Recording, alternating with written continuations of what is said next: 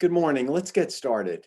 I'm Eric Nestler, Director of Mount Sinai's Friedman Brain Institute, and it's my great pleasure to welcome you all to today's webinar on the psychological and social impact of the COVID-19 pandemic. We all went through an extraordinary period this past spring during the pandemic's peak clinical impact on New York City. But likewise, we have been very heartened by seeing New York City come back to life over the summer and fall. And while there's been a recent uptick in COVID cases, we are hopeful that those will be contained. Nevertheless, despite the fact that life has returned to at least a new normal, the consequences of this pandemic on our emotional lives continue to grow. We will all remain vigilant, looking out for a second wave of infections. But in my view, the real second wave is the overwhelming negative emotional effect of the pandemic and the economic deprivation and social isolation it has brought on our lives. We know that this enormous emotional impact will grow further over time, particularly as we enter the upcoming darker winter months. To address these challenges, we have three Mount Sinai experts with us today. I'm going to ask our experts to wave their hands ferociously on the Zoom screen when I mention their names. Dr. Kara Baggett, a child psychiatrist and medical director of the Addiction Institute of Mount Sinai. Dr. Deb Marin, a psychiatrist and director of our new Center for Stress, Resilience, and Personal Growth, which we created over the spring and summer, partly in response to the pandemic. And Dr. David Petrino, a physical therapist and neuroscientist and director of the Rehabilitation Innovation Program at Mount Sinai. We'll begin by asking each panelist to give a brief overview of their work related to the emotional impact of COVID on our lives. And then we'll follow up with some questions to each of the panelists.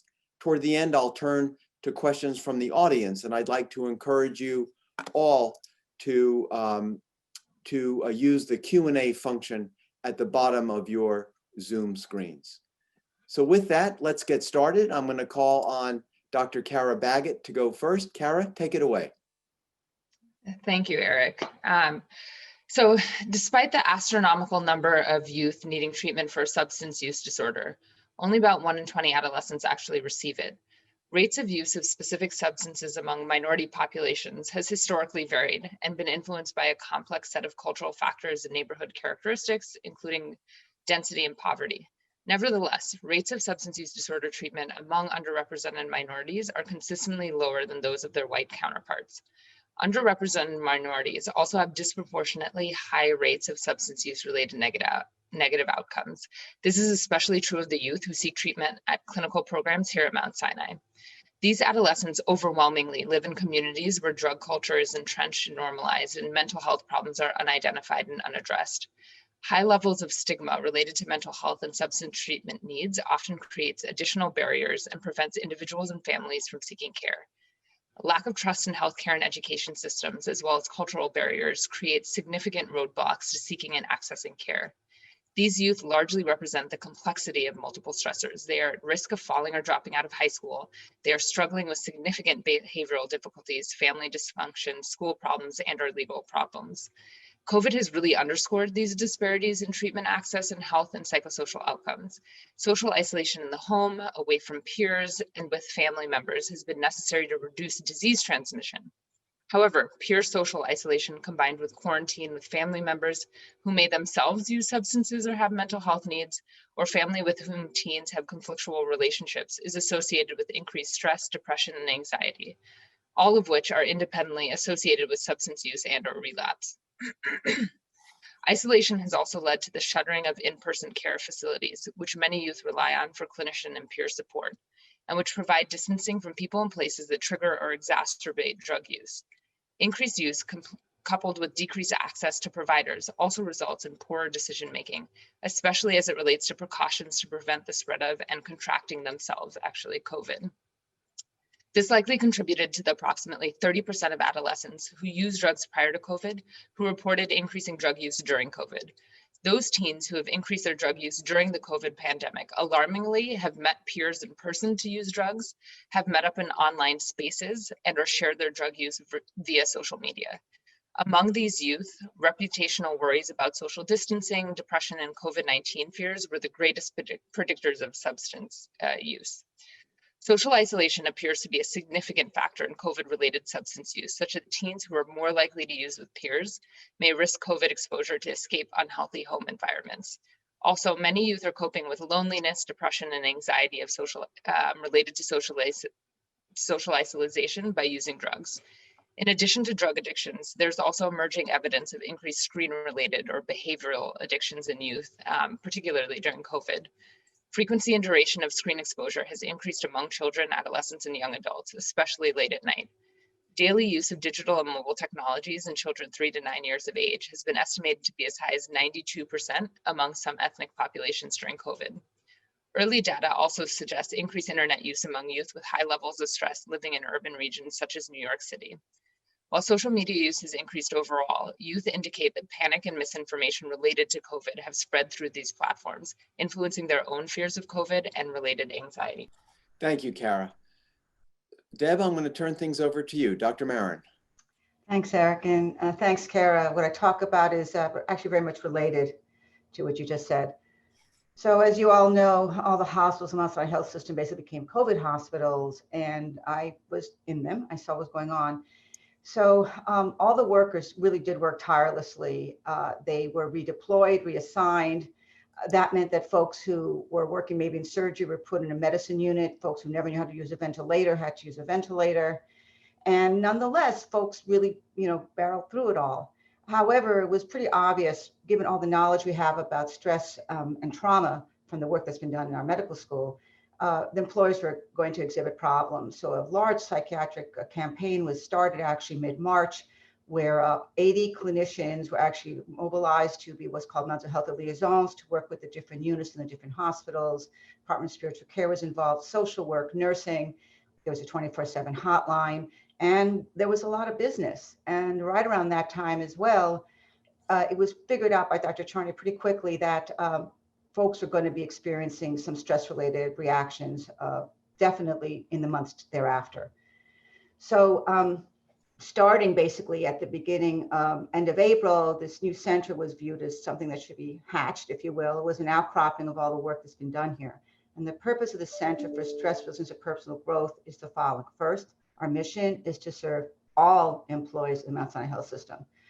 Particularly to Kara's point about individuals who may be more underserved. We're very sensitive to the needs of probably the workers who have less access to care, particularly those who are not white and privileged. And so we've developed these resilience workshops at no cost to employees. And they're based upon the factors we know that Dr. Charn and Dr. Southworth talked about, connectivity, meaning making, social connectivity is a very big one that Kara talked about. So we launched these shops actually in the beginning of August. 70 peer leaders have been trained and they took off. What we did recognize though is that they probably did not have the time to attend them. So we then have another opportunity. We developed an app. And the app is now for Android and for Apple. And the app allows confidentially for employees to download it, and it's their data, and they can self-screen for how they're doing. Mood disorders, anxiety, stress-related reactions, spiritual struggle, substance use. They immediately get feedback on how they're doing. And if they get a yellow feedback, they are immediately offered opportunities to consider the following, including contacting us, because we now have a clinical arm, that the goal of which is to provide a time-limited, evidence-based care that we know works with folks. Why is this important? A study done in April of over 2,000 employees in Mount Sinai found that almost 40% screened in for either major depression, post-traumatic stress disorder, or generalized anxiety disorder. It's a whopping number, and it is consistent, sadly, with what's been found in the general population and as well with healthcare workers. So we're here. Also, we have free screening, completely anonymous. And the last thing, we focus on letting all employees know it's highly confidential, to the point where we have found rooms in the system in sites that are not within psychiatry, that employees will be able to go to in a confidential manner and work first remotely with our workers, which we know we have to do, and then in person. And I know David Petrino is going to talk next. I have to say he's been a tremendous help to us in figuring out the deployment of the rooms we need and other enhancing activities for learning. Thank you. Thank you very much, Deb. David, Dr. Petrino? Hi, everyone. And thanks, Deb, for that nice introduction. So, yeah, my role at Mount Sinai is the Director of Rehab Innovation. And in non-pandemic times, what that means is I find problems around the health system that I think can be improved with the use of novel technologies or a disruptive approach. And we rapidly work to implement that approach. I mean, our job is all about impact. It's always focused on how many lives are we saving, how many people are we helping. When COVID-19 hit New York City, it was a very important time for us to launch a lot of technological initiatives to really assist Mount Sinai in managing the surge. And so initially we thought, how can we help all of the people in New York City? We launched a remote patient monitoring app that provided high touch telehealth services to thousands of individuals with COVID-19, actually all across the United States. In addition, we started working with a lot of our tech partners to distribute tablets and laptops so that patients inside and outside of the hospital could access healthcare services, and sometimes where necessary, say farewell to family that were not allowed inside of the hospital. So we had a lot of programs that were focused on helping people out of the hospital, helping patients and helping our New York community. But as we were doing this, we really started to see that people within our own community, within the Mount Sinai community, needed help. I was talking with colleagues who are physiatrists who were telling me, I've never had a patient die. I work in sports injuries, and then on their one shift on one day, they had 4 patients die, and they found, they were called to action. They had to come in, they had to work, but they found themselves facing these sorts of situations on a daily basis. I felt compelled, my team felt compelled that we had to do something for this. So we transformed our lab space in the Mount Sinai Hospital into these multi-sensory, nature-inspired recharge rooms, which really the main goal of these spaces was to help people forget that they were in a hospital. My team was absolutely incredible. They volunteered their time. And so we were able to keep these rooms open 7 days a week, 16 hours per day for a period of 5 to 6 months while New York City went through the surge. In that time, we cared for 13,500 individuals who were working in the hospital, who heard about the rooms and came to visit because they felt they needed the recharge. And one of the most touching things for me was that many of our Department of Rehab staff actually started volunteering in the rooms. They would finish a medical shift and they would volunteer so that night shift workers got access to the recharge rooms as well, because they really felt how much it helped them. When we studied around 500 of these recharge room users, we saw that they reported a 60% reduction in stress with just 15 minutes spent in a recharge room. So these rooms have been really impactful. We're now working with the Kuhlman Institute to expand them across the entire health system and make them standard for all healthcare workers. Thank you, David. So let me follow up with you first. You talk about these recharge rooms, and I'm trying to picture what they look like in my brain. I'm imagining something from the movies. So can you tell us a little bit more about what the recharge rooms are like, and also how you came up with them? Are they based on any scientific principles that your colleagues and you have followed over the years? Yeah, it's a great question. And it's interesting because through the course of my work, I work with a lot of high-performing athletes. And so, believe it or not, the initial concept of the rooms came from our work on the performance team of the Brooklyn Nets, where the NBA team came and they said, look, when the players come off the court, they're always hyped up, and it's hard for us to bring their physiology down. We need spaces where we can calm these people down. So over a period of 12 months, we worked with the Nets to design these spaces that you walk in, you choose your favorite natural scene, because we're following principles of that are based on the scientific and neuroscientific effect of green spaces, of nature-inspired spaces, and of concepts like soft fascination, which allow us to shift our attention from concrete things and move our attention into, focusing in on these very gentle nature-inspired scenes. So as you step into the room, all of the lighting is synced up to what your scene is. So if you're looking at an ocean scene, the lighting probably looks a little bit blue. If you're in a jungle scene, it looks green. Similarly, the auditory experience is the same. Then we also have some aromatherapy coming through. We had an amazing group of artists called Embassy come in and actually compose music to go with each nature scene. Again, following scientific principles of music therapy so they were composing pieces that were created to lower blood pressure, lower heart rate, stabilize breathing patterns. And so that was how we designed these spaces. Thank you, David. So let me follow up with you first. You talk about these recharge rooms, and I'm trying to picture what they look like in my brain. I'm imagining something from the movies. So can you tell us a little bit more about what the recharge rooms are like, and also how you came up with them? Are they based on any scientific principles that your colleagues and you have followed over the years? Yeah, it's a great question. And it's interesting because through the course of my work, I work with a lot of high-performing athletes. And so, believe it or not, the initial concept of the rooms came from our work on the performance team of the Brooklyn Nets, where the NBA team came and they said, look, when the players come off the court, they're always hyped up, and it's hard for us to bring their physiology down. We need spaces where we can calm these people down.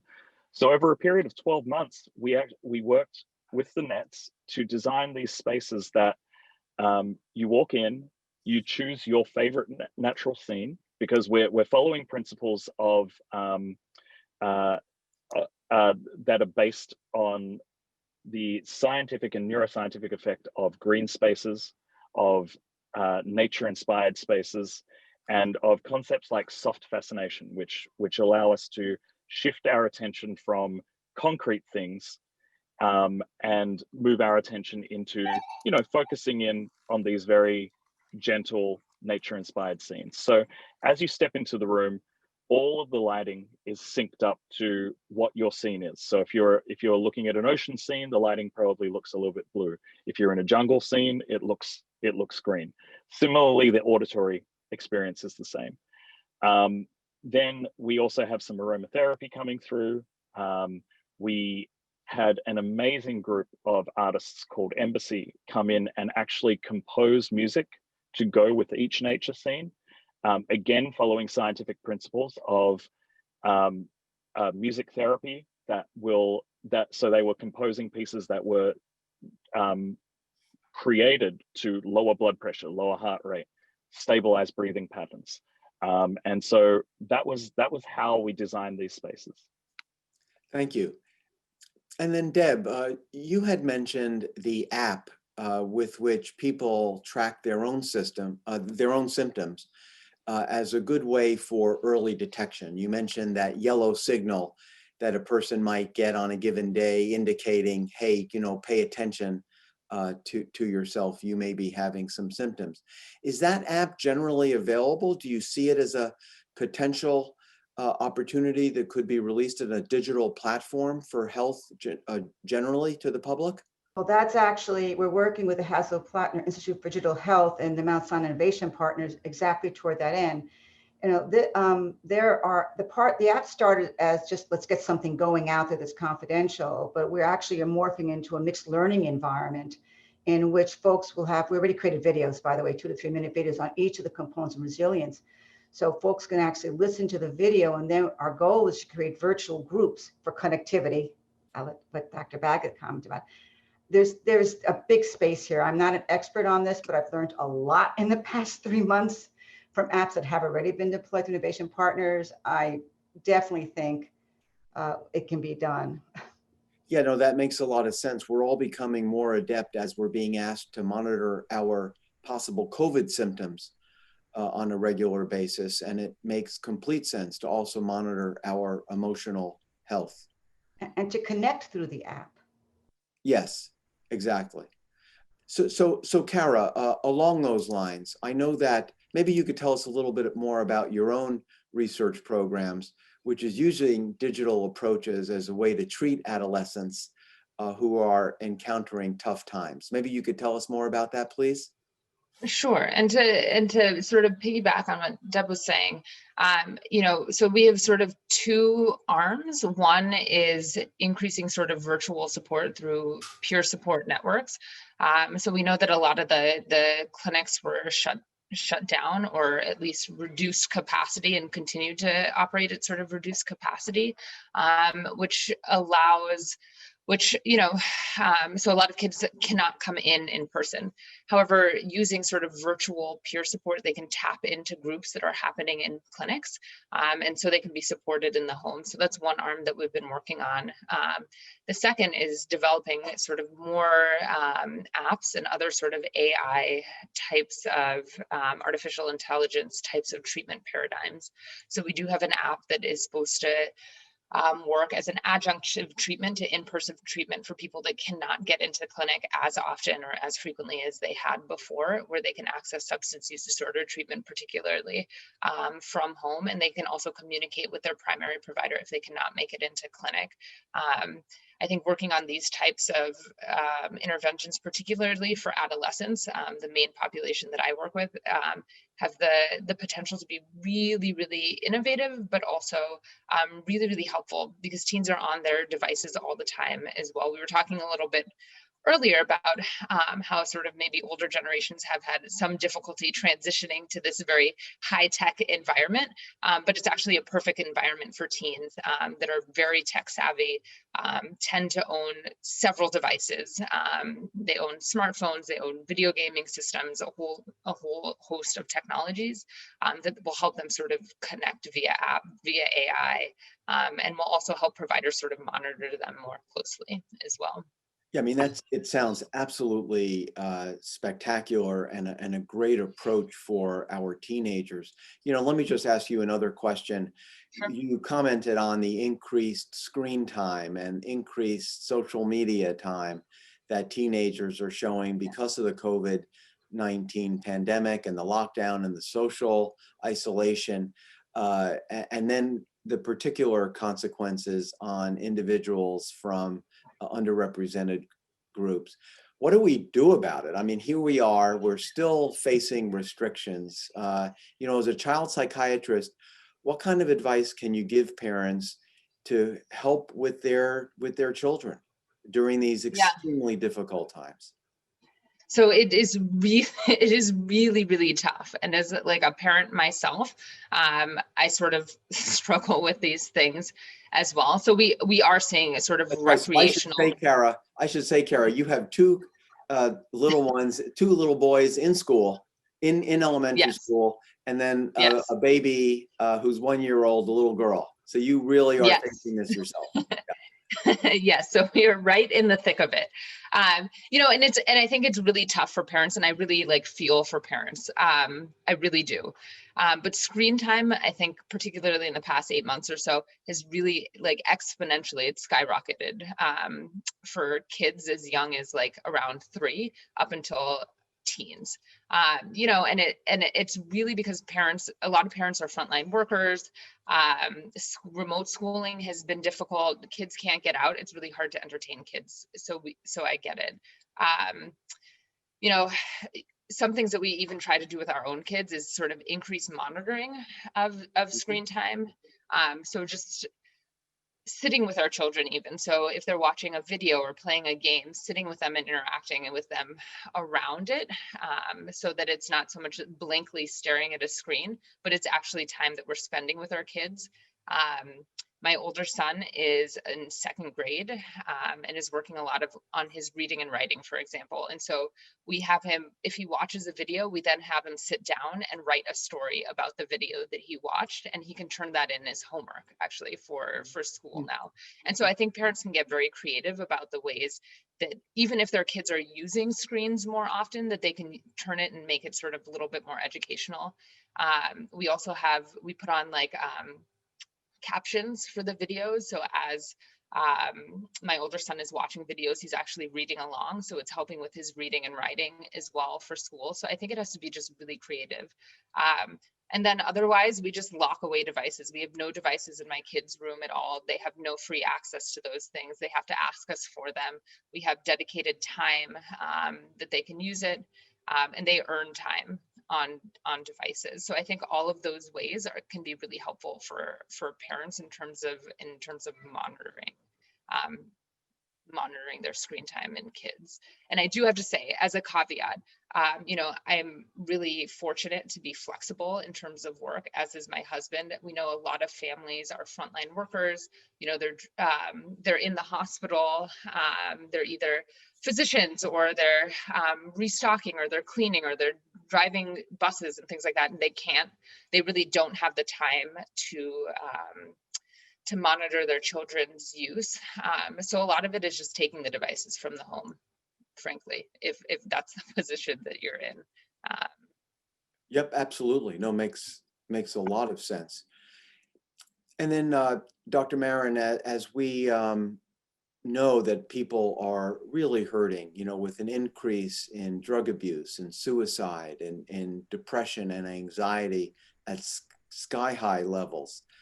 Yet we still in our society have a stigma for people reaching out for help for emotional mental health issues. I mean, what do we say to folks out there in terms of improving access that they would have for treatment and care?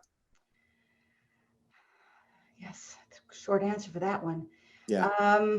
The first thing, destigmatization involves lots of things. I think a lot really has to come from the managers and leaders to understand, and I know our Learning Institute is working on this, to understand these are common symptoms. One can be resilient and be suffering and have symptoms, and that to let employees know that they can avail themselves of services. We're doing both a high-tech and low-tech version of destigmatization. We have flyers, and everything's in English and Spanish, by the way, because we know a lot of employees actually prefer to speak Spanish. 2 of our 4 social workers we hired actually are Latina in how they identify themselves. So, get the word out, work with local leaders, including in the unions, which we've been quite successful with one of our unions, 1199 on that. We've actually putting in flat screen TVs on the sub-basement 2 level, where the kitchen is and the laundry is, where there are no exposure to cameras or anything, so they can actually see what we're offering. I didn't mention this, we have an accelerator, which is a bunch of stakeholders from our different hospitals. It's a community-based participatory research model in which we have folks who are from the unions and not who are telling us what they think we should do to get the word out. It was based upon them that we realized we better create an app for Android. We better have things in Spanish. We better be out on the units. We can't sit in our offices. We have to walk around.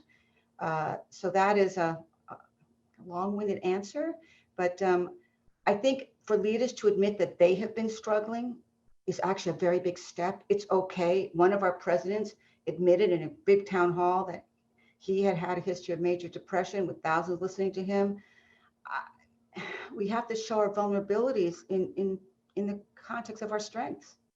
Yep, absolutely. So we encourage people to really reach out and seek help and support that is available to them through many different venues.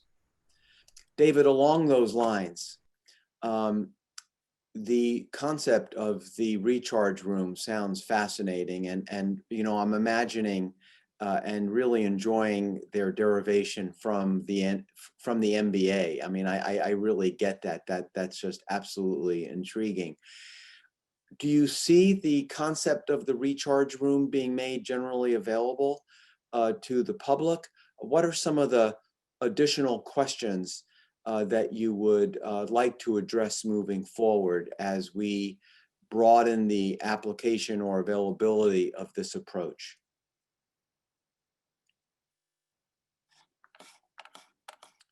David, are you with us?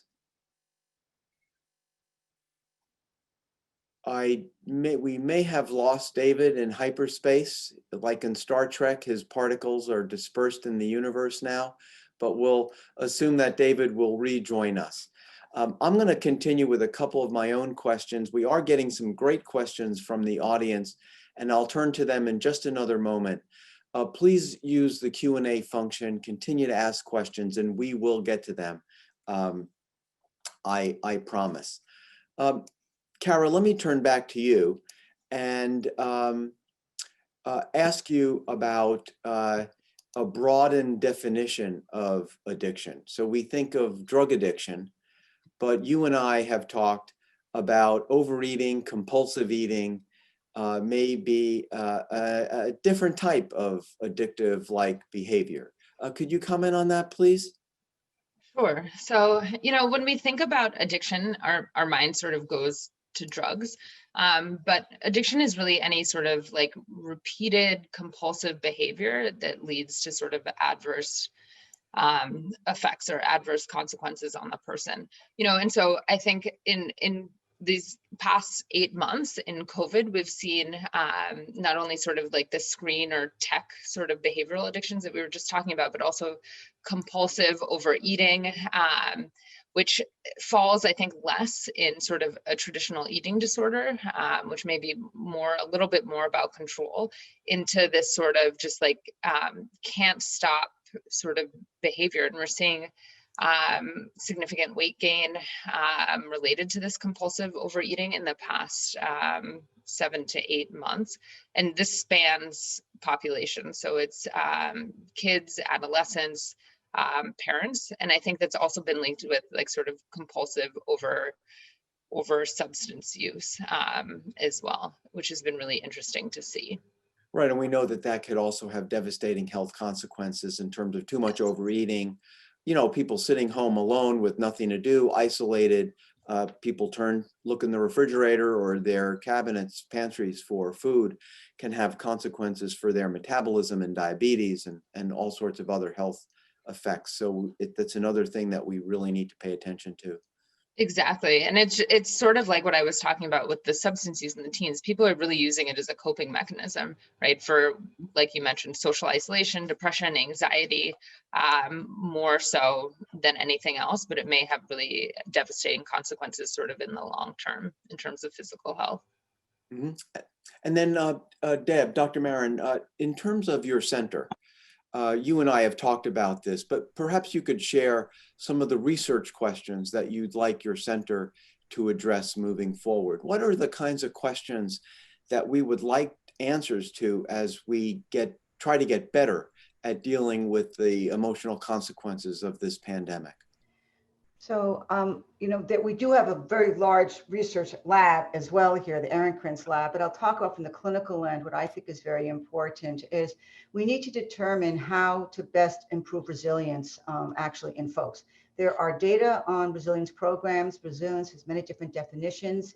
That's one issue. It's kind of a new area, actually, for those who aren't aware. It's only really 20 years old, 30 years old, people don't think about it. So one issue is how do we measure, and we've spoken a lot about this, how do we prove that the workshops improve resilience is number one. Which are the core features that work? Working with David Petrino, we didn't also talk about how can music enhance attendance? The other issue is how can we, what are the factors that contribute to people wanting to go for clinical care versus what are the hindrances? What are the outcomes of folks in the midst of this pandemic getting treated for something related to that's the trauma that's so unusual here? We're in the middle of it. Usually people come in after a trauma, right? Towers fell, tsunamis, horrible things. We're ongoing living through this trauma. How do we figure out how to give the best clinical care and show outcomes in the ongoing vicissitudes of what we have, including the social determinants of doing poorly? Those just a few clinical things I could think of. There's many biological things as well, but Eric, I almost prefer to defer to you to talk about that, but I'm happy to as well. Yes, absolutely. Thank you. And David, welcome back. Your particles have reassembled, I hope. Can you hear me? Or like, oh, your audio is not good, David. So I'm going to move on to another question. I'm hoping we can improve your video, your audio. We are all learning how to be resilient in the face of Zooming during the pandemic. So let me go through some of the questions, excellent questions from our audience members, and I'll leave it up to y'all to decide who wants to answer them. A question from Kieran: how do we help our dad, 82 years old, went through COVID-19 in April, get back his self-confidence as he feels depressed and feels he is not loved anymore? Maybe Deb, you're the best person to answer that question. I'm a geriatric psychiatrist, and today's actually my patient day. So I think one of the issues is to help him learn how to use the technology as best as he can. It could be FaceTime or whatever, that he feels connected to you. I think that's really important. The other thing is to let him know that, because if he's that age, he's probably has a lot of strengths in him historically to live to that age, and to let him know about that too. It's challenging at this time due to social isolation. If you can get him to engage in a schedule that he used to do, even at home, it's very important to have a wake up time, a go to sleep time, so he feels like he's got meaning. Explore with him what used to be meaningful to him and see if he can start doing it again on his own with your help. That can help a lot. Mm-hmm. Thank you. And then Kara, another question I think is best addressed to you from Rebecca Diamond. Hello, thank you in advance. I'm curious if you are seeing some silver linings among some kids. Are some able to use this as an opportunity to build resilience? And if so, how and why? Yeah, so that's a great question. I know when we were sort of preparing for this gathering, Eric, you sort of asked me the same question. You know, I think yes. You know, some kids that have supports, whether like family supports, like virtual supports, peer supports, have really been able to lean on those supports and sort of do better. So and that spans sort of all racial, ethnic background, socioeconomic class. Those kids that have more built-in supports have been more resilient. They've been able to communicate with others around their depression, their anxiety. I think kids that have also been able to sort of access treatment, whatever it may look like, even if it's a text from their provider, if it's like a FaceTime or a Zoom with their provider, those kids have also proven to be a little bit more resilient than others. So I think just in some people that have other people to reach out to those kids have tended to do better. Can I chime in on this one too? Please, Deb. Yes, of course. So, you know, resilience is not an on-off switch. You know, Yeah. it's a version of adapting to stressors, and we haven't talked about post-traumatic growth. And there are many visuals that you think about a tree that got bent over but came back in some other fashion, that people can grow.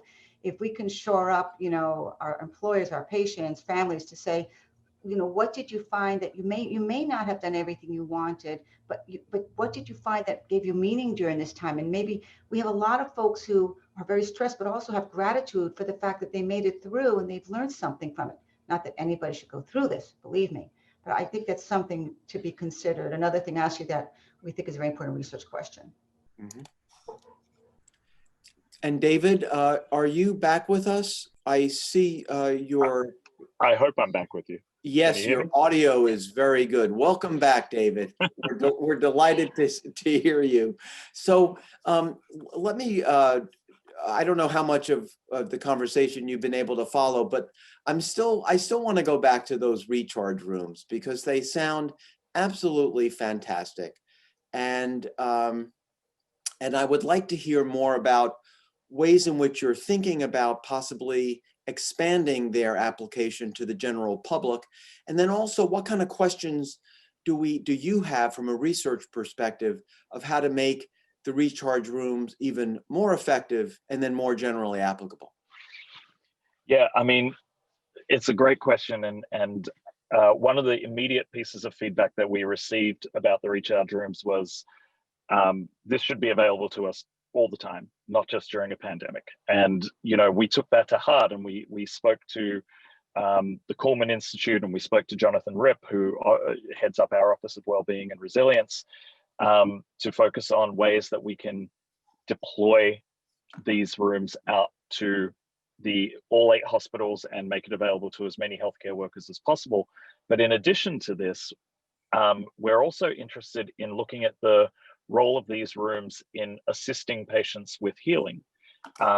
As we know, if we can reduce stress, if we can reduce the negative effects of stress on the physiology in individuals who are undergoing a traumatic experience, such as being in the ICU or recovering from a traumatic car accident or a head injury.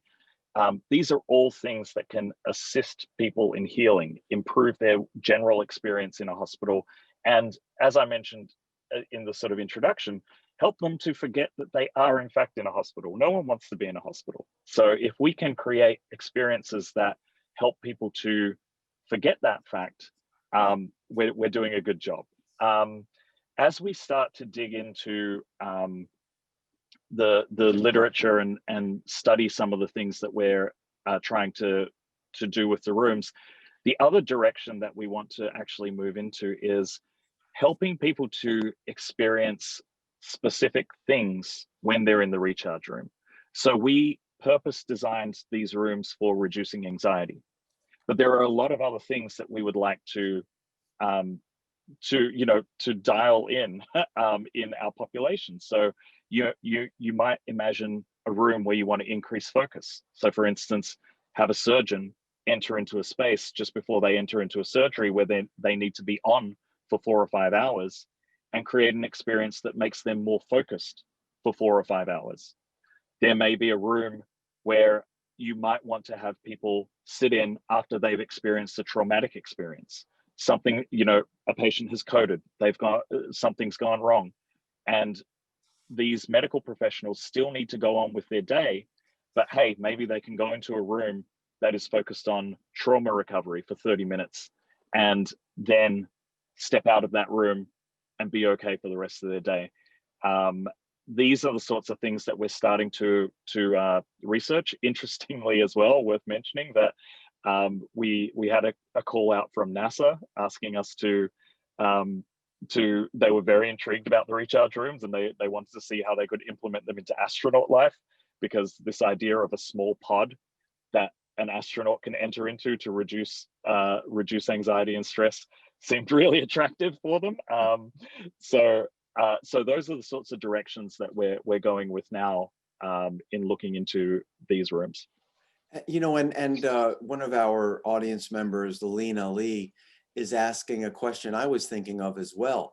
Is it conceivable that people can actually create a type of recharge room within their own homes? Is that even feasible, or does it require too much technology? No, I think it is very feasible. I mean, the spaces that we initially created, it was a few silk hypoallergenic and antibacterial fake plants. It was a projector. It was some natural scenes that we filmed but are freely available on YouTube.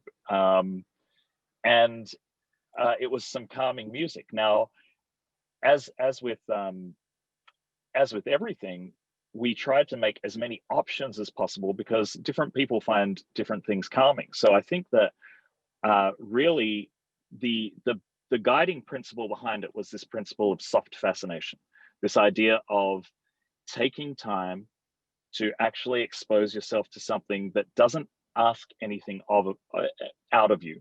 So, a lot of people, may sort of relate to this.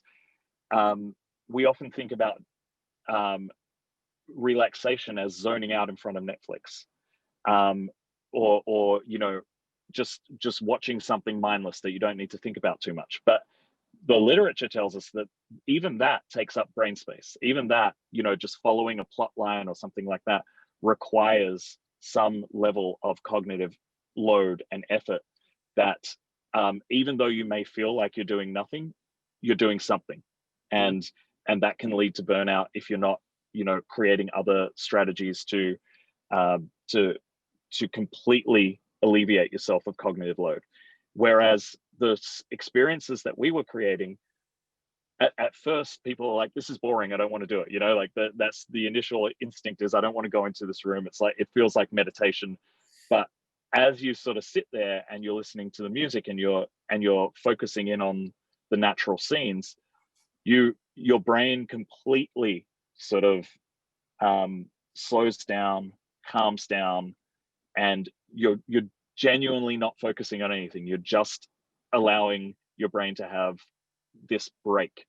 And it was really evident to watch some of the reactions in the people that experienced the recharge rooms, because at around a 10-minute mark, you would see this, in many cases, a strong emotional release. People would start crying. People would start feeling all these sorts of emotions together, and that was, and then they would come out and they would say, my God, I really needed that. I feel really refreshed, because I've been holding on to all of this, and nothing I was doing was letting me let it out. So that's my long-winded answer to that question. So that makes a lot of sense to me, David, and it also highlights, I think, tell me if I'm getting this correctly, that there's a mindfulness aspect to these recharge rooms, and one person might do better with a recharge room or meditation or hypnosis or whatever medium is best for them, but the recharge room makes perhaps mindfulness more accessible for those who have trouble considering meditation and hypnosis. Does that make sense to you? I think that is really on point. One of the things, this was constant feedback. This was constantly fed back to us from the users, was we keep getting told to do meditation. We keep getting told to do all of these things. This is the first intervention that is passive. I just get to grab a snack, sit down, and zone out. I don't need to think about it. I don't need training. I don't need, anything of that nature. It doesn't ask anything of me. I just get to sit in here, and by virtue of the environment, it calms my physiology down. It's a passive physiological intervention, which is really important. And it was by design that we did this. Yeah, no, and that makes a lot of sense. I can imagine people on overload being relieved just to be asked not to do another task and to just relax and kind of recharge. A question from an audience member is about long haul COVID. So for those of you in our audience who are not familiar with this term, this is referring to a subgroup of patients who've had COVID-19 infections who then have lasting physical symptoms from the COVID-19. We still have very little understanding of what causes it. We do have a long-haul COVID clinic at Mount Sinai to help individuals deal with these physical symptoms. The question is asking y'all, how should patients cope with this psychologically? How do we cope? It becomes coping with a chronic illness, which is a different thing from coping with the types of challenges that we've discussed already. Dr. Marin, maybe you could comment on that. Yeah, I mean, I'm familiar with the literature on this, the cognitive and physical aspects of it. They call it brain fog sometimes. If it is a chronic illness, there are other examples at Mount Sinai, for example, the chronic gastrointestinal illnesses.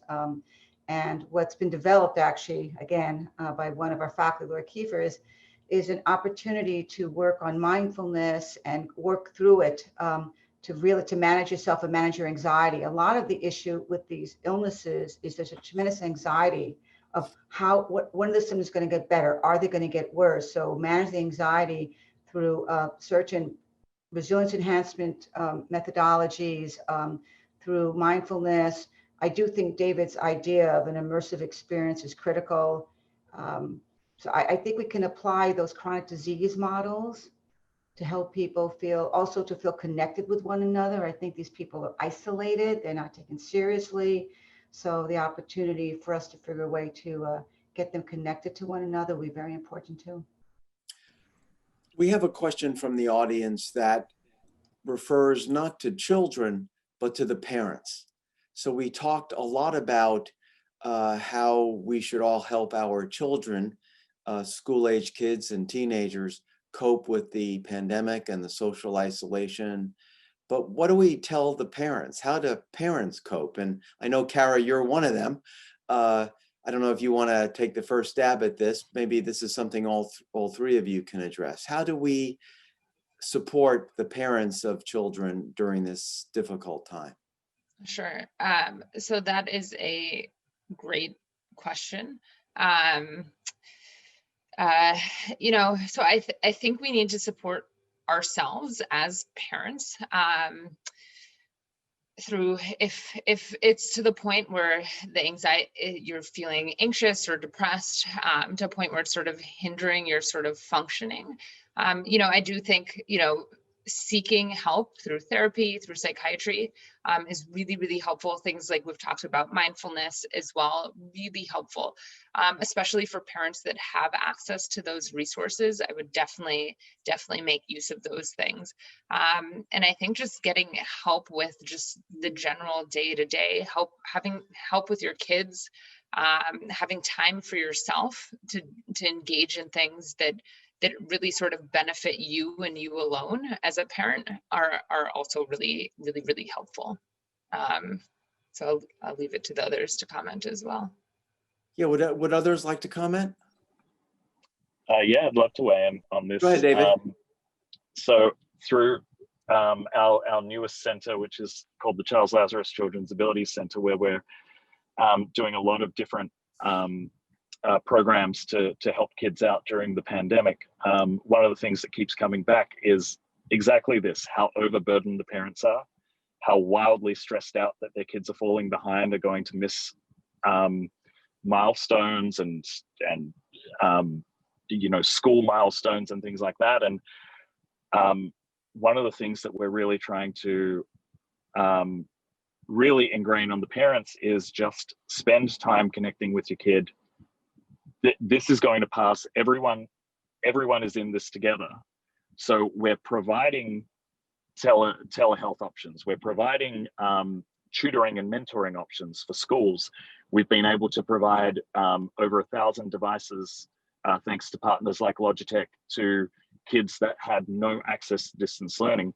We're working to do these things, but at the same time, we're trying to work with the parents to just help them to understand that what's more important is that your stress doesn't rub off on your child and freak your child out. What's more important than that is, just spending time telling them everything's going to be okay, letting them know that we're going to get through this together, and not focusing so much on what's happening in school. School will catch up. Like learning milestones will catch up. We went through this 100 years ago and that happened. It was fine. So really what's more important is making sure that the child is not like exposed to daily stress and trauma because mum and dad are freaking out. And so that's a lot of the coaching that we've been trying to sort of put out there to parents who are really, really worried that they're not taking on all the roles that they feel that they should be, and putting a lot of pressure on themselves. Yeah, I can add, I third what I was saying. The other issue I think is we tell folks what to do, but part of changing is actually finding the time to practice what we're asking people to do. And practice can be 15 minutes a day, and that's okay, but pick something that is achievable and doable. Some people call it smart activity, measurable, so that you do take time out for yourself to give yourself some compassion, manage your anxiety. It could be through breathing techniques. You know, some people don't like the word meditation, but breathing is a form of meditation too. I think that's something that carve out a time in your day when you know you can do this, and let people know this is your time. It may just be 50 minutes, but this is your time, and make it reproducible. And so, Sorry, Eric, I just had go ahead, one Kara. more comment. So a lot of also the pediatric and adolescent focused clinics within psychiatry, which is sort of where I'm based, but also within sort of adolescent medicine or pediatrics itself. If kids are engaged in mental health care, they will also provide care for the family as well. So if you are a parent that's struggling and your child is engaged in some sort of form of treatment, then they have a lot of the clinics also have resources for parents as well and families as a whole. Right. And, you know, one of the audience members asked a question about access to child psychiatrists, child psychologists, which we know we have a shortage of even here in New York City, let alone in other centers around the country and world. I mean, what do folks do if they're in places where there isn't a local child psychiatrist around? Any ideas for that? So I 100% agree with whoever made that comment and with you, Eric. Access to child psychiatry, child psychology, even in New York City, is really, really difficult.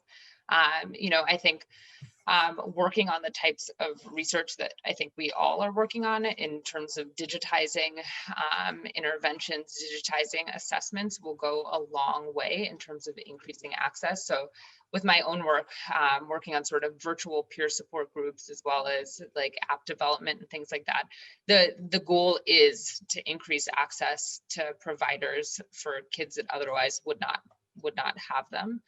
So I mean, it's definitely something that we're all working on, I think, as a team, and plenty of people within Mount Sinai are working on these things because we recognize that access is a huge issue especially for kids. Mm-hmm. You know, so overall, what I'm hearing from our panelists today is the importance of remaining vigilant, be on the lookout for difficulties that you're having, loved ones are having, children are having, and then be active in addressing them. Don't be passive, be active, go out and seek help, set aside time for yourselves, for your children, for others, and as we all try to face these incredibly difficult times. You know, I'm somebody who has always loved coming to work every day, and during the last 6 months, 8 months, the amount of fun I'm having every day is much less than it used to be. And I think that that's something that all of us are facing. And my advice to myself and others is to just go out there and be active. You know, in many ways, don't let the pandemic get you down. I know that's easy to say, harder to do, but that's the challenge facing us. It really is possible to build one's resilience during these times. So we've reached the end of the hour. I want to thank our three panelists. I apologize for some of the Zoom problems that we've had, but this is the nature of life during the time of COVID, and we've all become used to them. Thanks to the panelists. And if I could ask for the flow code to be put back on the screen, please. Before logging off, I do have one final important point to leave with you. All of the innovative ways that we just discussed of helping people face the mental health crisis caused by the COVID-19 pandemic, they were all made possible because of the extraordinary philanthropy that we received during these very difficult times. As you can imagine, the work has only begun, and we need your help to give these and other very talented leaders the resources they need to keep going, to keep innovating, and bring those innovations to a world very much in need. Before today, I did not know that this is called a flow code or a QR code. You could just point your smartphone at it, your smartphone camera at it, and somehow it will magically take you to a web page where you can then support this very urgent work. Thank you for tuning in. Please mark your calendar for our next FBI webinar, Tuesday, December 1st at 11 a.m. We will have different panelists discussing the neurological brain consequences of COVID-19 and what we at Mount Sinai are doing to curb those effects. Thank you so much for joining us, and stay safe.